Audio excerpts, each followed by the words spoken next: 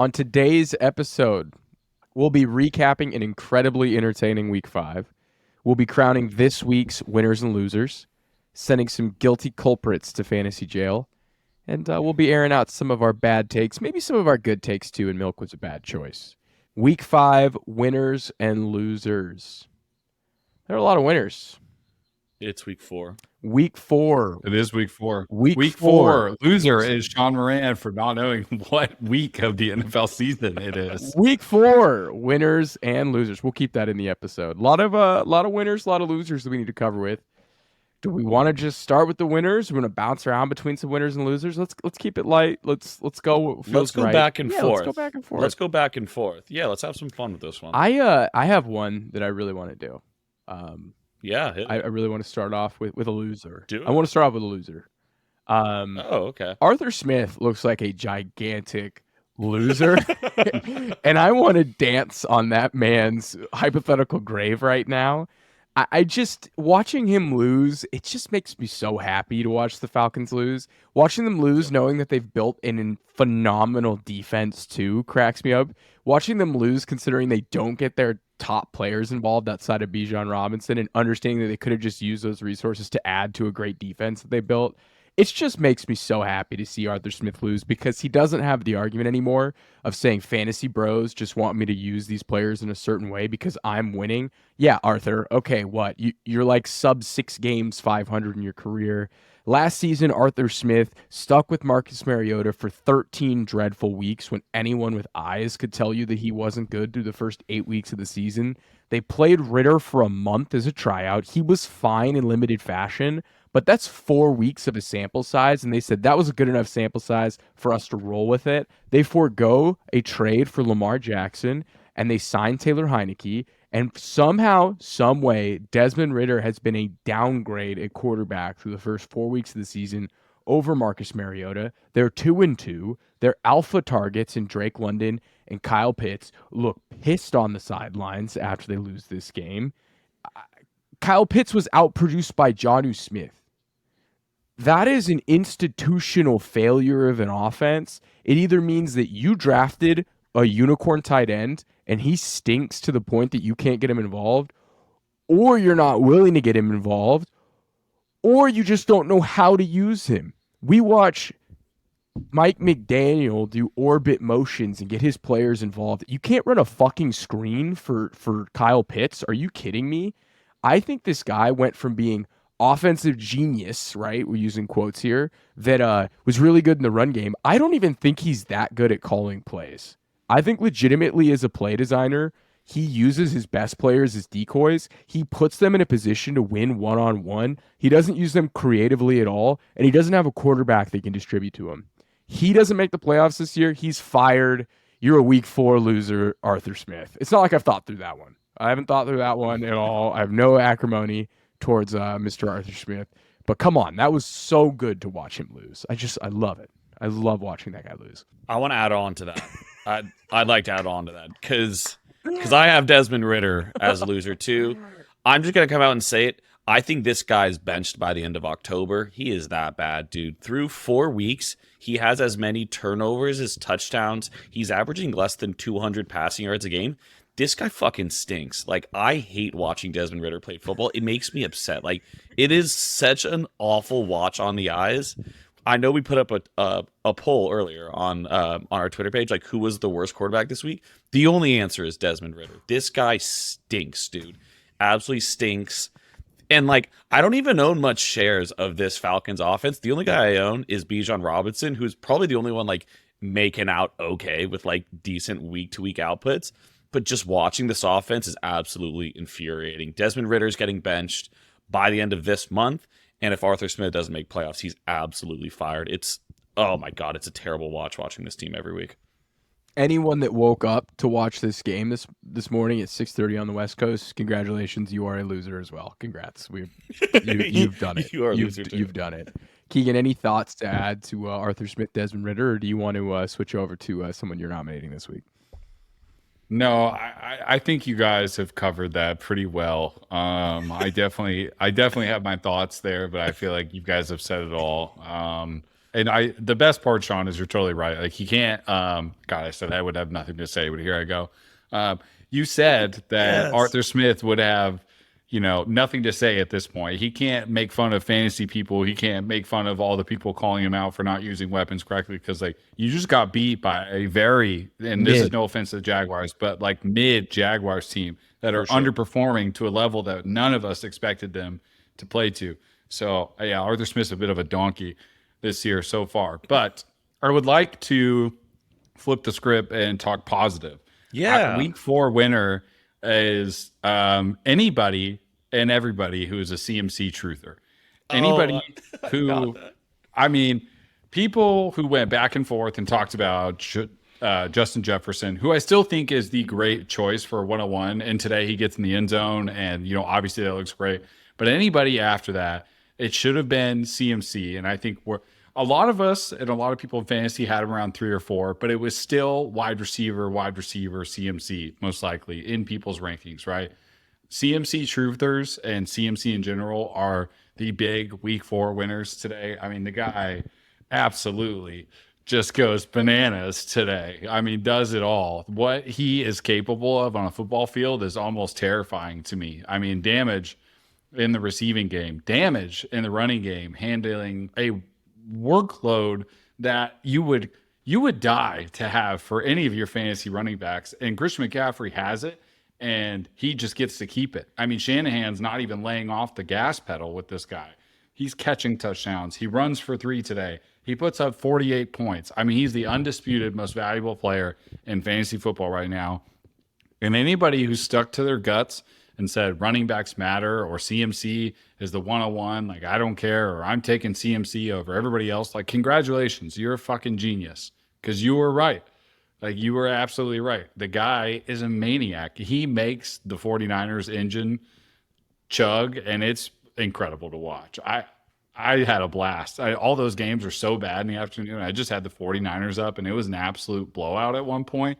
The Cardinals are frisky, but let's be honest, it was never really that close. And watching Christian McCaffrey is like football magic. It was one of the favorite parts of the day today. I was watching Christian McCaffrey with the ball in his hands. This is the best he's ever looked, and he had the greatest running back season in fantasy history. Or no. Did he have the greatest PPR season ever? He has like one of Or the did LT top have it? 3. He had one of the greatest seasons. I want ever. to say LT has the top season. But CMC is up there as well see. for PPR season. I have a loser that piggybacks off this one. It's anyone that graded that trade negatively, because there was a lot of people that came out and said that trade absolutely stunk. They gave up a ton, but like this is a good proper time to victory lap this, Shaun. You've had enough sample size with like last year's games of CNC and 4 games now this season.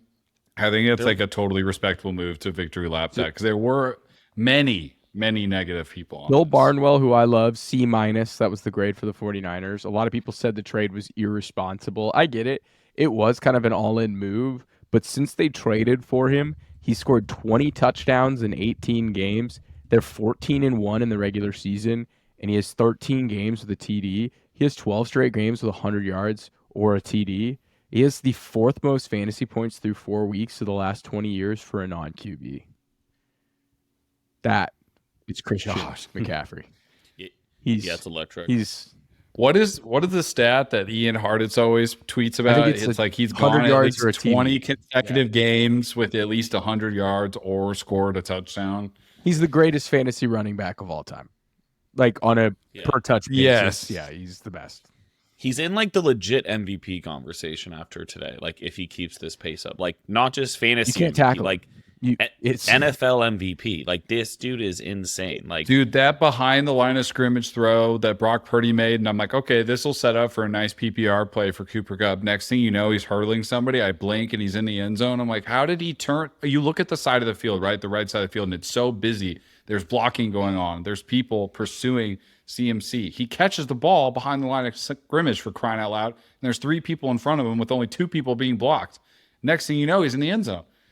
This guy's a magician. And unreal. We're talking about the 49ers too, and this is a loser as well. The Brock Purdy haters who say that not only is this guy not good, he's straight up bad. Okay, the argument of whether he's great, whatever, it's hard to evaluate him because of all the good players he's around. But this guy's straight up like legit a good player. I know I'm biased here. I would kill for him to be my team's quarterback Brock right now. Purdy set the 49ers single game record for completion percentage at 95% this week. He went 20 for 21. According to Next Gen Stats, Brock Purdy's completion percentage over expected today against the Cardinals was plus 28%. That was the highest mark by a QB with at least 20 pass attempts in a game over the last 7 seasons. This is the Mahomes era, the Lamar era, the Herbert era. Heading into Sunday Night Football, here's where Brock Purdy ranks. He's first in QBR. He's third in completion percentage. He's eighth in completion percentage over expected. He's eighth in pass yards, second in yards per attempt, first in INTs with 0. EPA per dropback, he's first. I get it. He plays with a team of cyborgs around him. CMC's obviously elevating him, but Brock Purdy is legit the truth. Like, straight up, I know I'm so won over by this guy after what he's done in his first like 12, 13 games as a starter. This guy's so legit. It is crazy. If you're still hating on him, deal with it. You lost this week. Maybe he'll turn into a pumpkin against the Cowboys, but you're still waiting and it hasn't happened yet. So deal with it, losers who hate on Brock Purdy. Aidan, give me a winner. I need some more positive here. I like the positive train. I'm ready to explode on some losers, but I'm not quite there yet. Some more good vibes. We've all been waiting for this. We knew it was coming. AJ Brown owners rejoice. Whoa. AJ Brown, it finally good call happened. out. We knew it was coming. We said buy. He's a buy. AJ Brown owners rejoice. Honestly, toss Jalen Hurts in there too. I was going to say, Jalen Hurts finally had a good day too. As a passer, he's only gotten better week over week. He finally eclipsed the 300-yard mark for the first time this week. And just looking at AJ, dude, 9 catches, 13 yards, 175 yards, 2 tutties. The wide receiver one on the week with just under 40 points. We knew that, we knew this was coming. He was averaging 10 targets a game through 3 games. There's a word for it, and people right? were freaking out. What's the word for it? He regressed to the mean. Yes, that is exactly what AJ Brown hit the did. Bell. He regressed to the mother effing. He was regressing his mean, baby. Come on. His first touchdown, I lost my shit, man. He hit that little fake block stutter go, and then it's just deking people 40 yards yak down the field. I was freaking out. I was fully standing up in the living room, high-fiving you. I think I hit the bird wings. I think I might have hit the bird wings, dude. It was shirts off. Absolutely phenomenal. Yeah. And then the second one, just absolute breadbasket, dimes him in the back corner of the end zone. AJ Brown's that dude. He's a top 5 play in fantasy at the wide receiver position. And Jalen Hurts looking this good through the air, just absolutely phenomenal. I'm pretty fired up for things to come as an AJ Brown owner. I wish I owned Jalen Hurts because the dude's a dog. Yeah, the dude's a dog. Just awesome vibes from AJ Brown this week. Love it. I love that. I was pretty happy to see Jalen Hurts have pretty good bounce back game as well too, as a massive Jalen Hurts owner. Oh yeah. All right, let's get negative. I have a positive. Keegan, Shaun. Can I be positive? I've been so negative to start. Can I do some winners? Yeah. Lamar Jackson and the Ravens. We gotta shout out a winner when we see it. Lamar's looked like one of the best players in football through the first 4 weeks of the season. And I know that's saying something, but this is probably the most in command of the passing game I've ever seen Lamar. And I think we got sold this narrative that Todd Monken was going to unlock Lamar. He was going to have increased weapons. His offensive line starts to crumble. His receiving core starts to crumble. It's the same shit, different day. But he showed up today against one of the best defenses in the NFL, and they beat them 28-3. He had 3 or 4 holy shit throws. I mean, just perfect placement on the boundary to Gus Edwards. I think the best throw of the day outside of Justin Herbert to Josh Palmer, he floated that touchdown up to Mark Andrews in the end zone.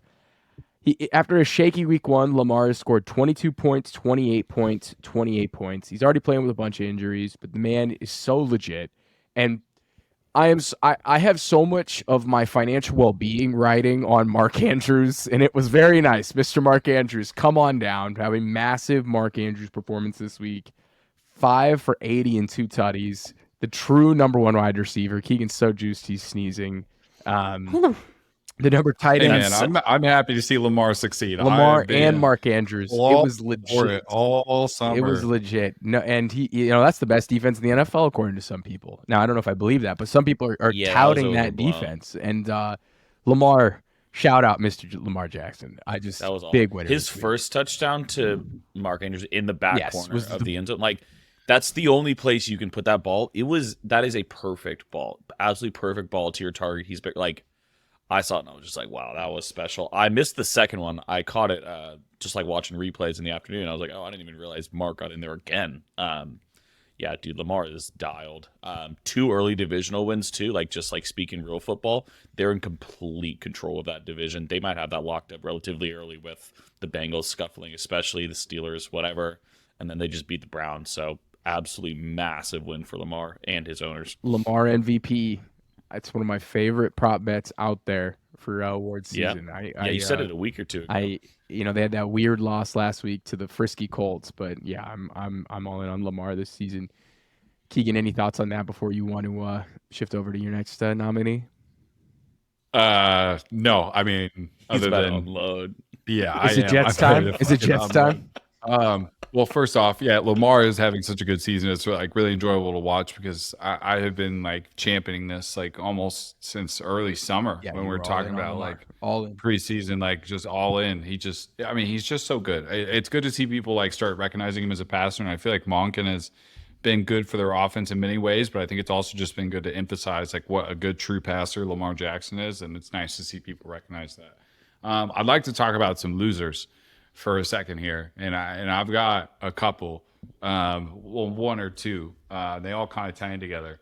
My first one is I'd like to talk about the NFL fans. We are losers right now because we're getting force-fed, human centipeded Taylor Swift bullshit every week, dude. Like, they are just force-feeding Taylor Swift poop down our throat with this Travis Kelce bullshit. Also, loser of the year is Travis Kelce for getting his career exploited for the betterment of NFL rankings. I mean, God, it was funny in the first week, and now it's just like, poor guy is getting TMZ cameras outside of his house because they're forcing a relationship on him with Taylor Swift to market her new movie and market the NFL. They got Blake Lively up in the fucking booth. Like, Donna Kelsey's hanging out with Taylor Swift. It's all a fucking lie. Jake from State Farm is sitting next to the Kelsey's mom. Earlier in the day. They're turning this into a full-blown like media tour for the NFL and just like raking in extra viewers. Travis Kelce's just trying to play ball, has one of the worst games of the season that he's had thus far, and just one of his least productive games of his career in a long time. And honestly, at this point, I'm sure it's weighing on him. I mean, he's getting used as a prop, dude. He's getting used as a prop. I think it's just a massive He's making bank, bro. He's the number one podcast in America. What do you care about more, though? Do you care about winning football games, or do you care about pretending to date Taylor Swift and shoving it down all of NFL fans' throats? Remember, the losers of this are the NFL fans. I am so sick. Are you just saying that Travis Kelce doesn't win? That's like literally all he does, dude. That's all he does. I'm just saying, like, at this point, like, we get it. I'm sick of it. She's done her little media tour. The friendship like, I'm so fucking tired of it. No, like, dude, it's get terrible. A grip. It's not even real. It's all fake. And speaking of fake, the other losers are true NFL football fans who got robbed of a good game tonight. I am so sick of the NFL protecting Patrick Mahomes. Great guy, great person. Dude, the holding that occurred on that 3rd and 20, he throws a pick, and then they call it DPI. Jermaine Johnson's got hands around his fucking neck for 5 minutes. How do you think he has that much time in the pocket? Because he's getting held all over his offensive line. I mean, we got defensive linemen with hands in their necks. Of course he's going to run or throw the ball. He's got 20 seconds because they're getting hold. And we get a ghost DPI call because, oh, their precious prince, Patrick Mahomes, can't lose to Zach Wilson on primetime. Not with Travis Kelce and Taylor Swift in the building. We can't do that. What a fucking sick joke this is, dude. It's not even real football anymore. This is straight up entertainment, dude. It was crap. Look, Zach Wilson fumbling towards the end of the game after what is arguably his best career game in the NFL. Like, that's one thing, right? Not getting the ball back because you fumbled, that's on you. But we're in the game. We're picking off Patrick Mahomes. God, I can't even talk. I'm so flustered. And they're making up ghost call after ghost call after ghost call and giving them the game. They just handed it to him on a silver platter because it's bad for ratings if Patrick Mahomes loses to Zach Wilson on primetime. I mean, the calls were egregious. Like, Robert Saleh needs to go into the presser and rip the refs and take whatever fine and have Woody Johnson pay it out of his pocket because that was fucking bullshit. He got an unsportsmanlike conduct for ripping into the refs at the end of the game. Look, I don't even care that we lost. It's more the fact that we didn't get a chance to try and win. Like I said, fumbling is one thing. You have to accept the mistake if you're the Jets because they did make a mistake. But they didn't get a chance to win because the refs and the NFL wanted that game over. I know I have a big tinfoil hat. I wish we had an editor that could just edit tinfoil hat. I might be over able my to do hat. it. I could do it in post. And I know I sound crazy, but everybody on Twitter, I mean, even unbiased fans, like, it was egregious. The videos are all over. I fucking hate the NFL sometimes. Like, it's just a product of entertainment. And tonight was just a sick reminder of that. Like, I watched good football all morning and I was just force-fed this stupid Taylor Swift bullshit for 3 hours watching my Jets fight for their life in what was Zach Wilson's best career game ever. And I couldn't even enjoy it because I'm just getting face cams of Donna Kelsey, Jake from State Farm, fucking Blake Lively, Taylor Swift, and Patrick Mahomes' wife, and I'm not even watching football, and I feel like I'm just watching reality TV, and next thing you know, goes DPI call on Sauce Gardner while Jermaine Johnson's got hands around his neck by the freaking Hamburglar, and God, I'm so frustrated, dude. Like, that wasn't even real football to end the game.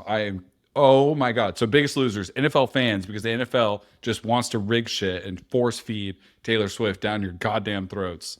Oh my God. And if you've made it so much better, if you've made it this far into the episode, we appreciate you. If you haven't had a chance, go ahead and like this video, subscribe, turn on the notifications. You do not want to miss any more rants here from Keegan Thomson. We appreciate you for being a part of the meme team. Keegan, I don't think the NFL's rigged, but it kind of did felt like there was a script to that game. I was like, wait, why is Mahomes throwing unforced INTs? Why is Zach Wilson look like Aaron Rodgers? It just felt like theater. Best game of his career. Can we agree? Best game of Zach Wilson's young career. He was throwing back shoulder dimes downfield. And even when he wasn't, like, in the second half, even when he wasn't getting, he didn't really look that bad. It didn't really look like there was a huge error coming from Zach Wilson. He looked in control. They eased off the blitz because he was starting to kind of because he was making them. Yeah, they had him kind of starting to piece it. Like Spagnuolo.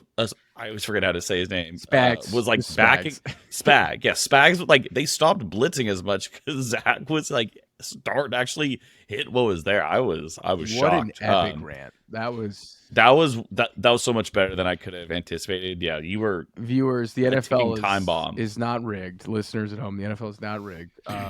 It's not rigged entirely, but some games are certainly placed in favor of certain people in the league. It might feel that way. mean, tonight was one of those nights where, I mean, look, the NBA players that are ex-NBA players, they talk about it all the time, and they reveal that the NBA is a very hard game to win when you're not a preferred team in the NBA. Tonight was one of those nights where I felt like the Chiefs got preferred treatment.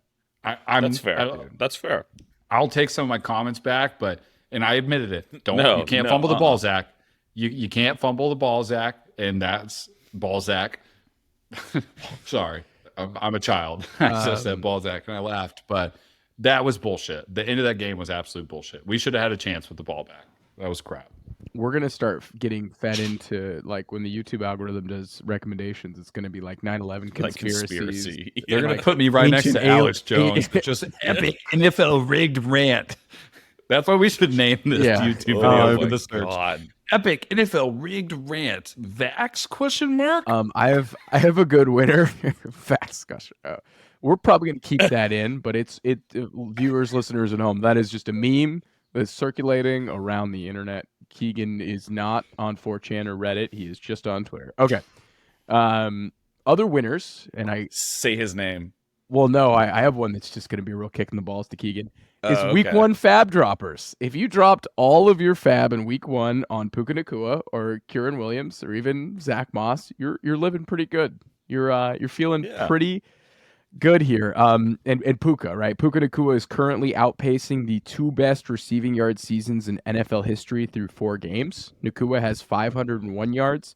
Cup had 431. Megatron had 423. Here's where Puka has stacked up in his first 4 weeks in the NFL in terms of PPR finishes. Wide receiver 9, wide receiver 2, wide receiver 36, wide receiver 4. Kieran Williams, weekly finishes through 4 weeks. RB9, RB2, RB28, RB4. He has the second most valuable role in fantasy behind Christian McCaffrey. Pretty wild. And that is why you blow your FAAB in week 1, because these guys are on the wire. Proud Puka Nacua bag owner. So you made fun of like that. Your Max Bid mocking me and doing the little Max Bid voice. Throw in the Hall of Fame. Mac bid, but I also did spend $50 on Puka Nacua in 2 different leagues. Every penny. Okay. He won me a matchup today, man. God, he's so good. He's so freaking good. Let's get negative again. Okay. Aidan, let's hit some losers.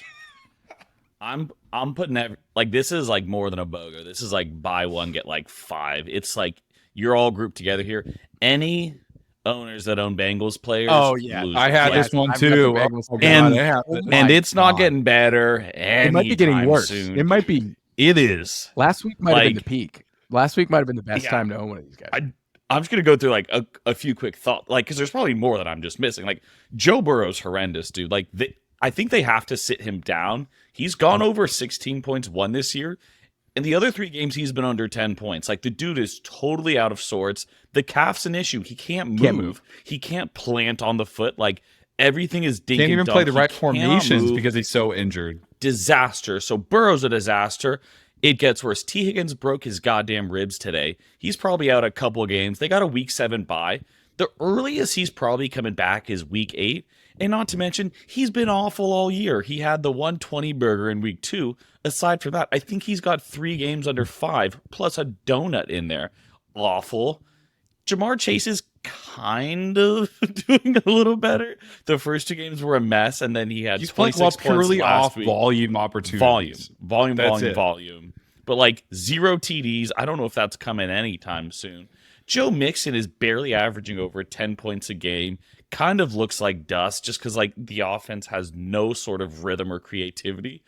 If you're owning any of these guys, like to Shaun's point, it might get worse before it gets better, dude. Like I think we're legitimately looking at a situation where they shut down Burrow when they should have done it. Like, why didn't they just start with him on IR? Maybe in IR. It is such a classic example of like this going wrong when you have one of these calf injuries.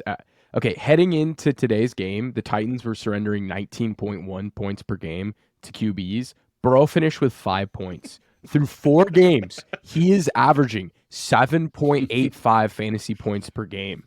7.85. Jamar Chase is averaging 14.4 purely on garbage time cheap volume. It's just pure like 5-yard screen catches. That's literally their whole entire offense. After the game, Jamar Chase was quoted saying, "I'm open. I'm always fucking open. Excuse my profanity." I was gonna see if you guys saw that tweet, profanity. Dude. That tweet was hilarious. It was the most I'm wide receiver 1 moment. I'm so proud of Jamar Chase. That is the most I'm such an alpha wide receiver post game interview. Him just being like, "I'm always fucking open. Excuse my profanity." That's what killed me. Is when he said, "Excuse it. I'm sorry." T. Higgins is set to miss multiple weeks. And remember, why do we buy Jamar Chase in fantasy? It's because, okay, now this guy gets hella volume, and he's also a deep touchdown merchant because he has Go Ball Joe throwing him touchdowns. Go Ball Joe doesn't exist anymore. He looks like 38-year-old Joe Flacco. Like, that's what he looks like right now. He looks like Trent Dilfer in the pocket. He cannot move. I turned on that game to see if anything could happen, and it was literally just this dude getting assaulted in the pocket. It did not look safe for Burrow to be out there. They have to shut him down. Epic. They have to Epic. You can't tell me that a healthy Jake Browning isn't better than this right now. It is. He can't throw. Like he cannot push off that calf and like actually throw deep. It's just like flat-footed fucking slants ins and outs. Like nothing past the sticks. It's gross, dude. I hate it. If you guys are done, because I also had this as well. I do have a positive. I like this back and forth positive thing, but I've got a positive one. Yeah. It's also, well, I'll do a loser first. Loser, Carolina Panthers. winner, Houston Texans and the Indianapolis Colts. Baby. Yes. Because you know what? I know this is a fantasy podcast, but there are 2 rookie quarterbacks right now that look like they are here to stay and can actually impact and drive a franchise into the future in a way that I'm not sure that we've been able to see in just a couple game samples out of previous rookie classes, right? Like there's been a lot of up and down quarterback play from early rookie draft picks in the past couple of years. And first off, let me just say this again. CJ Stroud is a dog.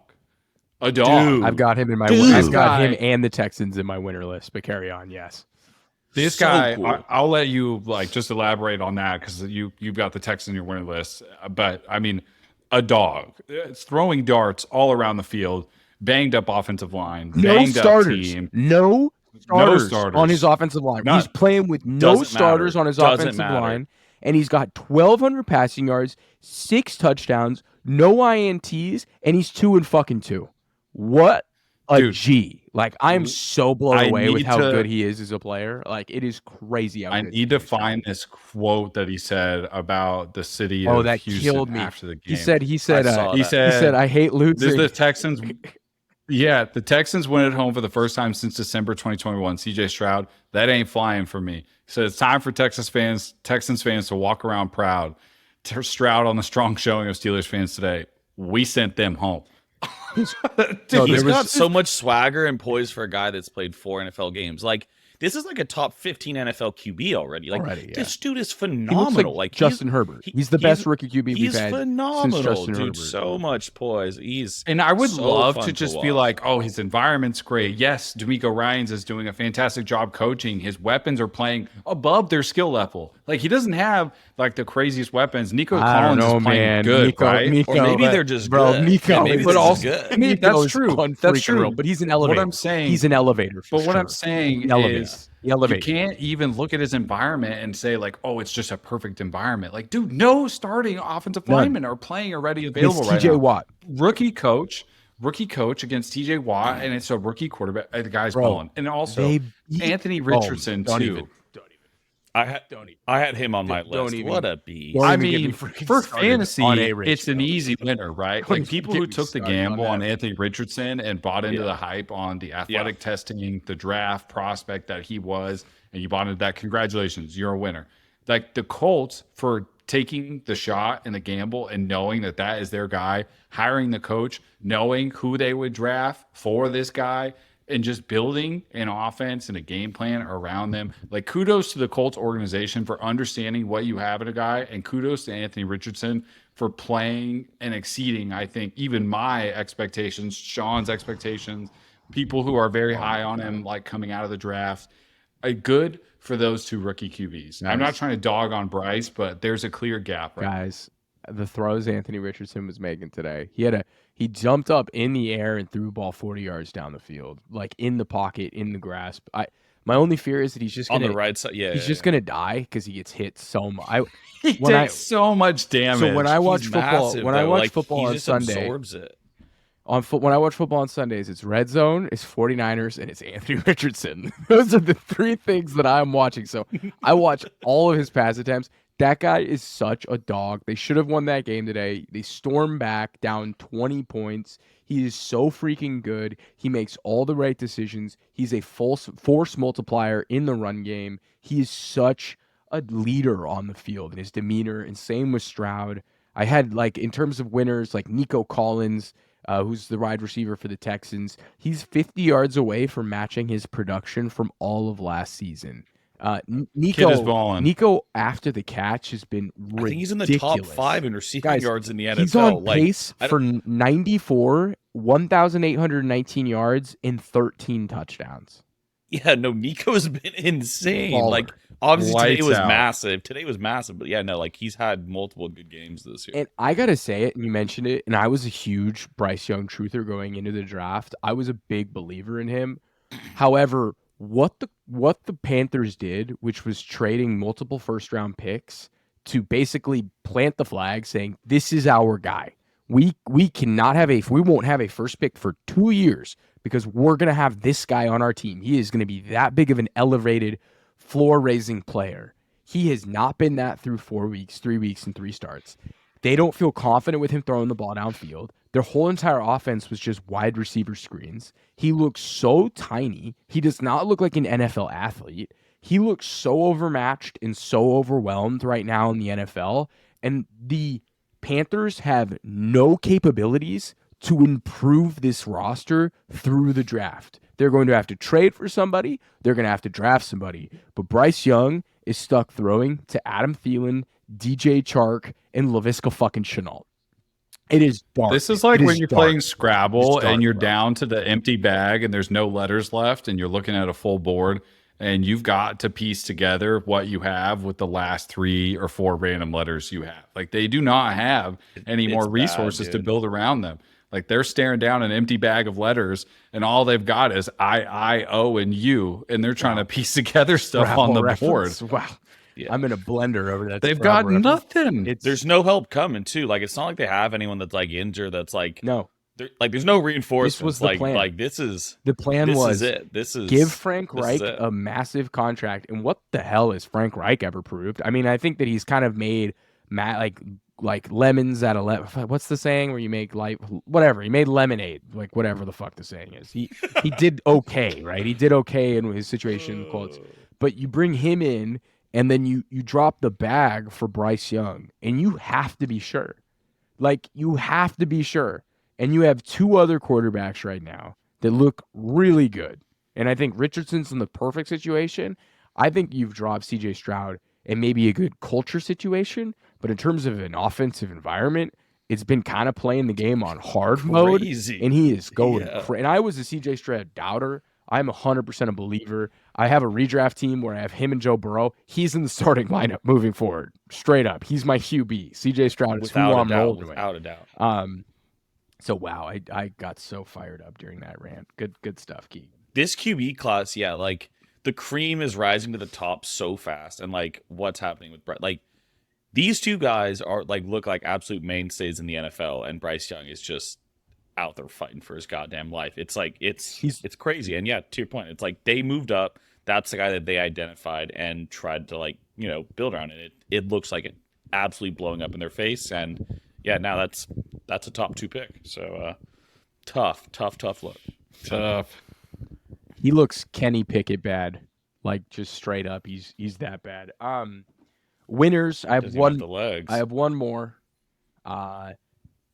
The artist formerly known as DeVon Achane or Achane. I think I actually have it this week. It's DeVon Achane. After his 50-point explosion, he follows it up with an 8 for 101 and 2 tutties, 3 catches for 19 yards, 27 points, RB5. I am so happy, guys. Anyone that started him this week, and I did, and I also played him, which was kind of ass. But DeVon Achane is a weekly play. He's good, man. Yeah, you're playing him. He's good every week. This feels like a whole like circle moment, not to be like fan, but we are fans at the end of the day. And I feel like the circle of life is full for me watching DeVon Achane's entire college career and hearing a lot of doubt for him at the NFL level, going through the combine process. Yeah, he's a freak athlete. Will he have an opportunity to stay? And I'm just like holding in my chest, knowing that I think he can be a good NFL player. And like, goddamn, I mean, look at him go. The guy is unreal. He's so good. We see 2 rookies. He's perfect for this offense also. I mean, I was about to say perfect. I think he got dropped in the perfect place. 2 rookies where Anthony Richardson's in the perfect environment. DeVon Achane is in the perfect environment. Both of them landed in the perfect landing spots. Whereas like Marvin Mims, disaster situation because they won't play him. But that is one of the weirdest things about the NFL and just sports in general. Like your environment can make you everything. Like Marvin Mims is the yards leader for the Denver Broncos through 4 weeks. And he also has the least amount of targets amongst their like 5 core wide receivers. He is their yardage leader. It's terrible. It's absolutely terrible, but environment matters. And it's really cool. DeVon Achane, which is so weird because like I feel like the Aggies covered him as Achane, but they just never bothered to ask probably because colleges are. It's just good to see the kids that like you root for like pop off in the NFL as soon as they For get sure. their chance. It's a treat to watch. Are you guys ready? I want to highlight one more loser. I want to highlight one more and then loser. we gotta. And it's another rookie Okay. that is just like it's an absolute disaster. Quentin Johnston breakout may never be coming. It's without Mike Williams. What the hell, dude? He doesn't He's getting look out great. snapped by Darius Davis. He Like doesn't look great. I knew Palmer was probably gonna outsnap him, but like you're not even the wide receiver 3 in that offense, right? I'm not even wide receiver 4. Then you got the tight ends out targeting them. Like, do you not know Did the you see playbook? that- Is it lack of effort? Like, it's Did you see How that are you- throw to him, like on his like back hip, kind of like at the boundary, like out of bounds, like maybe like 20 yards deep? Like it was a total Mike Williams play. Like it was Yeah. a shot to Quentin on the boundary. He located and it he well, drops but it. the defender kind of got in there. I know, but I was watching that and I was like, Doesn't look Mike natural. would have caught It it. doesn't look.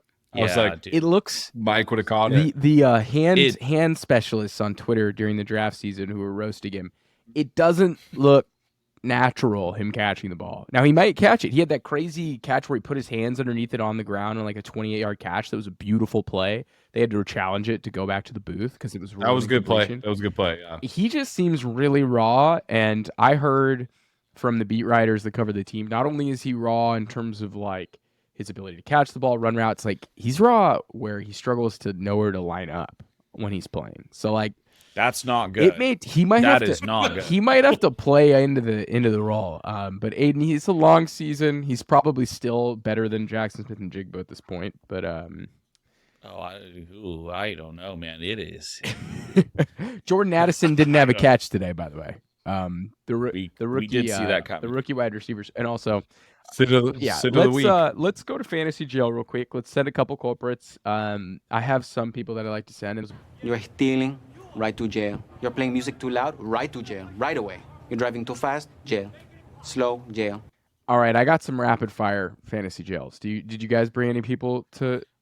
I I send to have jail? somebody that I want to take out of jail. Actually, Okay, we'll get that's get nice. somebody out of jail real quick, but I want to start off with one man who deserves forever to be in fantasy jail. He's done forever. Get him off any fantasy roster, and it's Joshua Kelly. Joshua Kelly, through 3 weeks, has been the starter, and this is after Austin Eckler shilled him and said, "You need to bring him on your team." Joshua Kelly. Austin Eckler belongs in fantasy shilled him. jail for He this. straight up shilled him like he was a shit coin in 2021. Joshua Kelly. And I make crypto references that these guys don't get. Maybe other people out here get the crypto references. Okay. Joshua Kelly. 41 carries. It's pretty good in 3 games, right? We're pretty happy with that. How many yards do you think he has on 41 carries?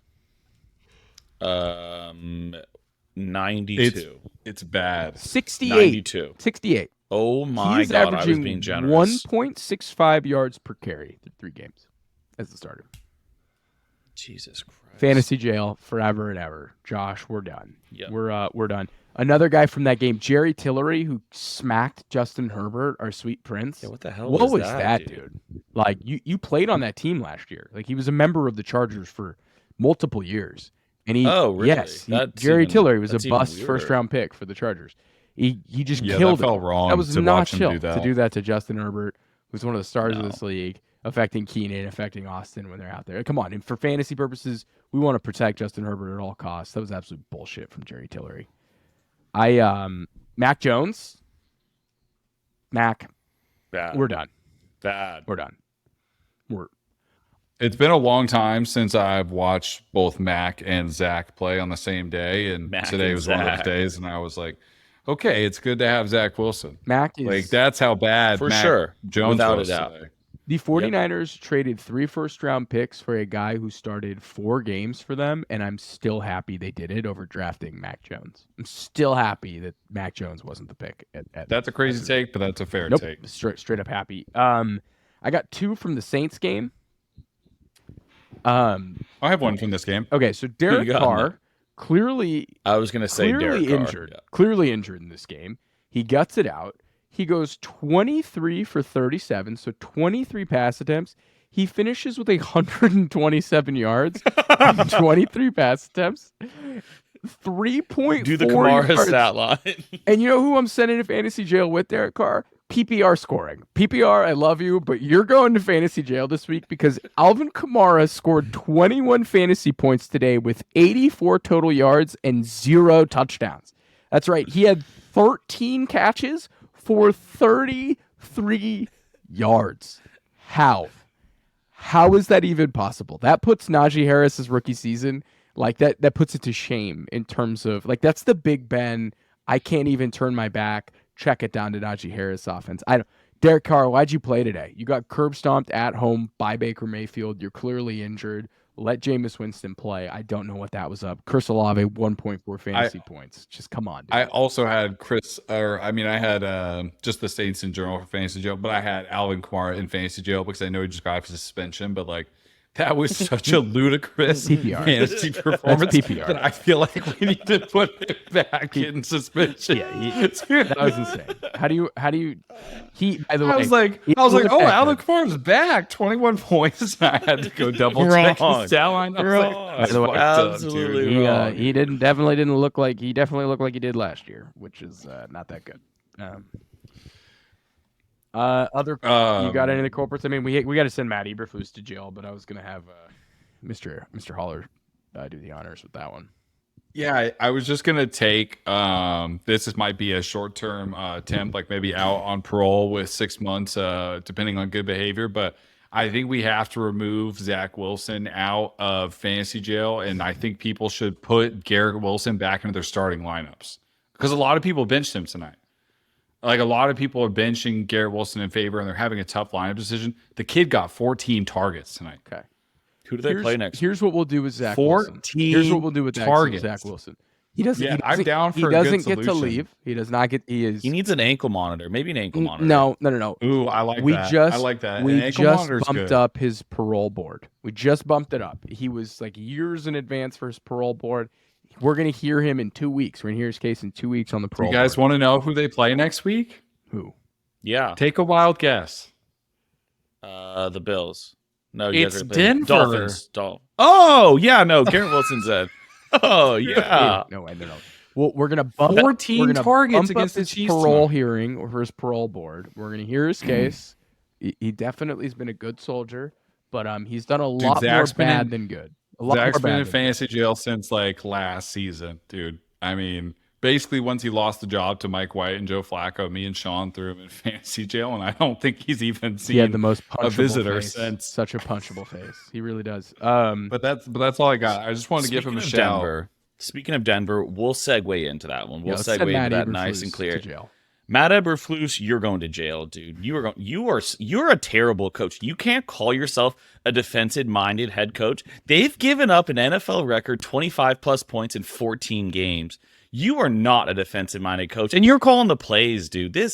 What an embarrassment. They couldn't stop a JV offense, the fucking state of Indiana, dude. This is disgusting. Like, what I am watching every Sunday, like, I keep buying back in because I don't have it. Because, like, we're so early. We're like you can be like, oh, there's still time. There's still time. No, man. You don't blow a 28-7 lead. You don't do that. You don't do that. And then just a couple more tidbits. He's always blaming the players. It's never him or his staff. He said it's always execution.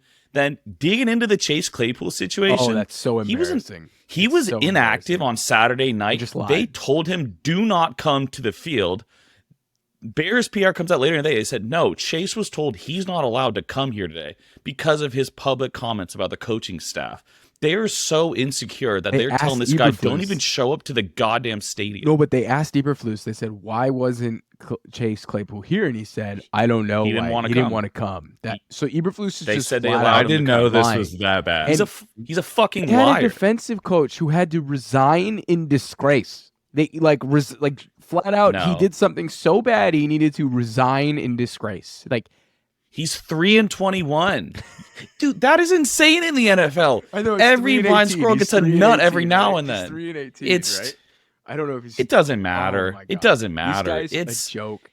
Get him out. It's a disgrace, dude. He just has like no likable traits. I was reading there's like traits of like a good NFL coach, and he's got none of them. He's not charismatic. He's not transparent. He doesn't have a good staff. The guy's a joke, dude. Absolute joke. And I probably have to watch him for 13 more games, dude.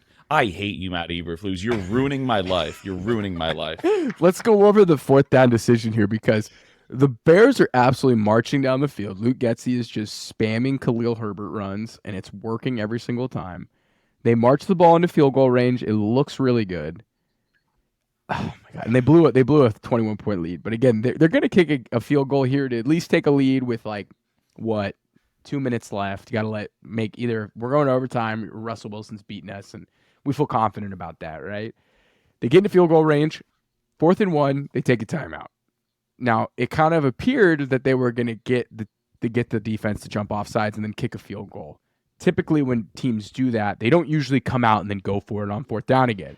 But they go out and go for it on 4th down again, which makes me think very indecisive. He does not know what he wants to do, and he landed on that last second. And again, you don't go for it in that situation if you feel ultra, ultra confident. They run a shotgun run with Khalil Herbert up the gut that goes nowhere. You have Justin Fields, who is an absolute freak, who could get you a yard any day in his sleep. And also, you have Khalil Herbert. Push. Just turn around from under center and give it to him. You don't have to do a shotgun run. Ridiculous. Just terrible play Ridiculous. Call. Terrible play call, terrible execution, throw him in jail. I think on top of that, too, just going back to the defensive-minded head coach, he could have gone up to the podium post-game and said, I did not kick because I do not trust my defense. He pretty much said, I'm not taking 3 because I don't think we can limit them to just 3. He pretty much said, they're going to go get 7, so we have to pretty much end this game or get 7 ourselves. That's not true, though, because Fields had that bonehead touchdown that he – the Denver was not marching on them. It was kind of like self-inflicted wounds. They definitely were, they were marching in the fourth quarter. Okay, they scored 3 possessions in a row. It was a disaster. But no, he's a coward. He's a coward, dude. I can't believe I have to keep looking at his stupid face on the sideline as he runs his fucking hand through his hair. I'm like, fuck off, dude. Get out of Chicago. So, no, you were locked up. If you were listening with any of your children, I am so sorry for this. That was a not safe for work rant from Aidan. But it's, again, if you know what it means to be a Bears fan, they're the only team that has not won a game in all of North American professional sports since Elon Musk bought Twitter in October of 2022. Dude, it's bad. They did that on top of the Cubs collapse, too. I'm going to freak out, dude. I'm going to freak out. These teams are breaking my goddamn heart, man. But no, I'm good. I got it all out. Keegan has gone off. No, I did not expect you to bring up that Elon Musk thing. I saw that on Twitter and I was like, all right, I've given Aidan a hard time this year's before. I can't bring that up to him. You cannot make fun of Aidan. Everyone circled and said, of course we have. He bought it back in October. Of course we have. It's been a year. And then it's just us circled. No, dude, whatever. I'm just done. No, 0-4, and I'm done. I'm fully out. I'm fully out.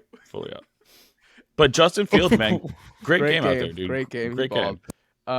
Great game, Justin. All right, you guys want to air out some of our? Speaking of great games, we should air out our good takes and bad takes. Sorry, Shaun, I didn't mean to cut you off. Let's air out some of our bad takes. I had good takes last week for sure. Milk was a bad choice. So. Nailed the A-Rich start and the Cousins sit. I was all over quarterbacks there. Cousins had kind of a rough game. My RB start of the week, James Cook, only scored 4 more points than my sit, Rachaad White. So, whatever. It's kind of a wash. What are you going to do? Nico Collins was money. 35 points if you started Nico. Good for you. Christian Kirk was a bad sit. He was great. You guys were right. With Zay Jones out, you're starting Christian Kirk no matter what. Side note, Calvin Ridley might be in a little trouble. It's not looking that great. Things are looking not so good for him. And then the last one is I'm done forever. I'm never recommending this guy as a start. I'm never going to talk about this guy ever again on this podcast. I am done with Kyle Pitts. It's never happening again. Thank you, dude. I'm never. You don't have to do this. You don't have to do this. Never talking about him again. I'm never drafting him again. I'm never picking him up off waivers again. I'm never going to recommend him again. I am just going to move on. I'm going to cut the cord. It's been a toxic relationship. This way, dude. It's way better this way. I'm out. I'm out on Kyle Pitts. And you had a saying that you said about instead of milk being the bad choice with Kyle Pitts, it was what was it again? T was a bad choice this week. T was a bad choice. Oi, bro, T was a bad choice this week. Yeah, no, man. Disaster. I saw it coming. T was a bad choice. Kyle Pitts is like, what kind of milk is that? Like you're. I was watching Jackass Forever. Have you guys seen Jackass Forever? Oh yeah, you've seen it, right? You know where they get 18 gallons of pig cum. If you've ever seen it, for the listeners out there, I'm sorry again, not safe for work. I was watching Jackass Forever this weekend with my future father-in-law. It was a great time. Starting Kyle Pitts is like going to reach for a warm glass of milk, but instead of it being milk, it's a glass of pig cum from Jackass Forever. That's what that is. That's fair. That's literally what it is. All right, Keegan. Milk was a bad choice. Your turn, brother. Hard to top that. I'll tell you Hard what. to top that. I'll tell you what, fellas. Things went all right for me.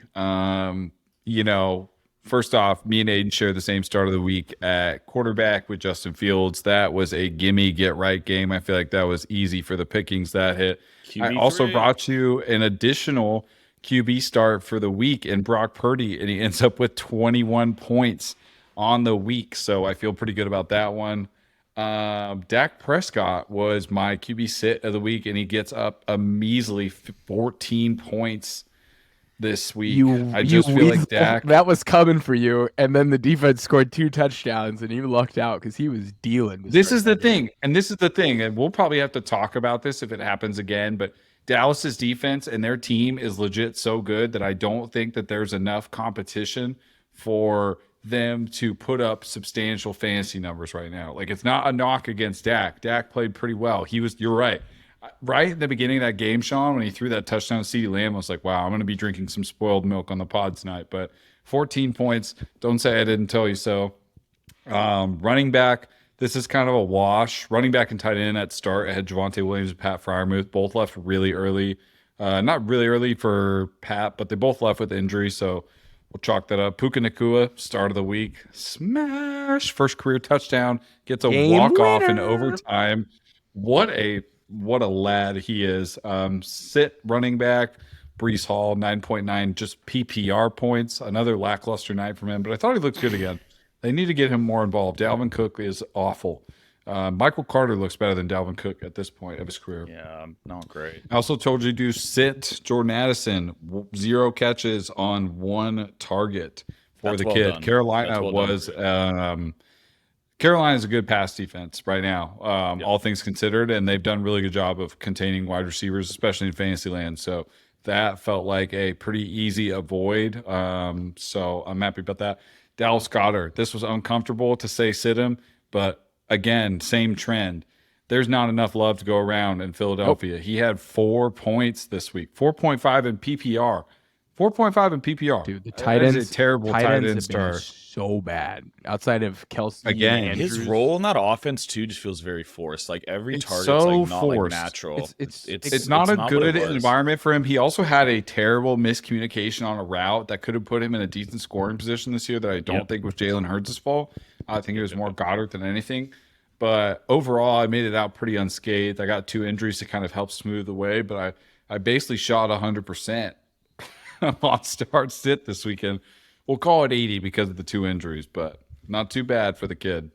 Yeah, you were low-key in your bag this week. Yeah, I was low-key in my bag too. Oh no. Just kind of. Oh no. Just kind of going through oh these. No, every time he's in his bag. Every time he's in his bag. No, this one's real. No, I promise, it's me. No, so Justin Fields, start of the week, dog, QB3. No, so this one doesn't count. So Deshaun Watson didn't play. Deshaun Watson didn't play. But so I pretty much just get like the rollover effect. DTR didn't play well, so I pretty much get to victory lap that one because, I'm just gonna take that. Okay. Javonte Williams left in the first quarter, but you had their third string running back going for like 10 yards a touch, so I still feel good about that. The process was there. I'm with you on that one. I don't know if your Cleveland process is right, but because I went in on you with Javonte, I'll say that one's right. So that one counts. So I'm gonna go check. Moving on. Joe Mixon had 8 points. That matchup was terrible. We kind of saw that one coming. Adam Thielen, So this was dependent Wait, on. This was no. I see what you're doing here. You're This like, wait, was I was in my bag. So this was pre Bryce Young, but it actually still he had 17 points. Oh yeah, Not that's bad, a start so, of the week. You nailed that. So You're good. it was fine. Coke Cons or I, Puka, but, you know. I was just, expecting. It's just Andy so funny Dalton. because I'm thinking of Aiden's face going, "I'm feeling it." Yeah, I'm feeling it. I'm feeling Someone it. did So text I me, would- should I start Gabe Davis over Adam Thielen? And I responded back with, I'm getting a feeling. I got a feeling. But you're still not bummed. 17, so we're victory That was lapping good. that. That We're was Way still, over his we're still projection. throwing a no-hitter into my wide receiver starts. I went BOGO here, and pretty much the coupon got rescinded. Traylon Burks didn't He play. recommended That's on sitting me. a guy who no one has on their roster at this point. That was Yeah, so yeah. Hey, so speak for take that one yourself, back. dude. Sit Chiga Conquo this week. D- Dude, DeAndre this would have been the Hopkins, week though, to start Cole Kmet. Speaking of talking about city players, Beast, this was the beast, Cole bro. Kmet week. No, dude. Hopkins though, they scored 27 points, and the guy has 60 yards. Like, it's never gonna happen. Tannehill missed him on a wide open bomb. He's got a couple yards of separation in the end zone. Nope. Dude is dust. So we're still victory lapping I heading will into not be tight end. starting anyone in that offense. Evan Ingram did not find pay dirt, but he was tight end 7, so that was cool. He continues to trend in the right direction, especially in the second half. They really leaned on him. David Njoku was my sit. He actually had his best game of the year, but he was still like tight end 11. So like, David Njoku was my sit, but he had his best game of the season. so David Njoku gave his best out. But like, in my defense, I also didn't know he was gonna like burn his face and come like a man possessed. Good so call. like, Good call. I about hope the he's- face burn, because I didn't know. I hope he's feeling better. Like, dude, I saw him walk in that outfit, and I was like, oh, I'm so fucked on this take. Like, he is going. That was the coolest outfit I've seen in a while. He's gonna make me pay for this one. But no, really not that bad this week. It was like a small glass of milk. Like, I probably dipped a Stop couple it. Oreos in it. Like, it was pretty cool. It was just like a nice, glass of milk. nice post dinner treat. A couple double stuffed Oreos. Oh, jeez. Not bad. Not bad. What an I feel like we episode. did all right. What an episode. Last fellas. week's was worse for sure, but Thank you, everybody, for tuning in. If you have not had a chance again, like, comment, subscribe. You made it all the way through on your first time, or if you've made it all the way through without subscribing, go ahead, do it. We appreciate you. Everyone that's listening, still listening right now, thank you. We really appreciate you. We're almost at 100 episodes doing this thing, and we're having the most fun ever. So thank you, everybody, for following along. Keegan, before we jump, anything to say to the listeners? I promise I'm not a conspiracy theorist about the NFL, okay? I was emotional, and I don't want you to hold those words against me, but there was something wrong. There was something fishy in the waters tonight, but I appreciate everybody who sat through that and listened to my rant. Aidan? I know sometimes football gets personal, but I'm sorry, you guys. Me? I don't know. Caleb plus Marvin Harrison, man. That's all I got. That's all I have. I've already got edits on my phone. So we are already there on October 1st. So yeah. Caleb and 49ers are the best team in football, baby. Thank you, everybody, for tuning in.